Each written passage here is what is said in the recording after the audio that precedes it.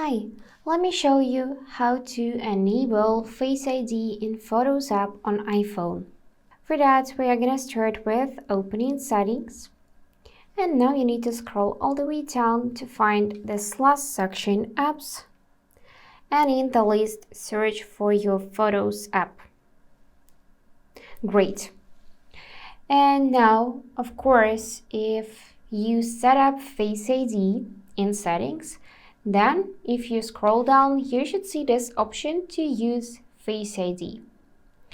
So to be able to use it, you would need to toggle on the switch so it will light up green.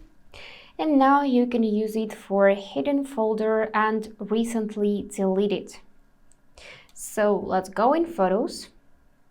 And right now we can find here hidden and recently deleted albums, and as you can see they are locked. So to unlock, we need to tap View Album, scan Face ID, and now we can check content of this album. And that's it for today. If this video was helpful, please subscribe, like and comment. And I wish you all the best. Bye bye.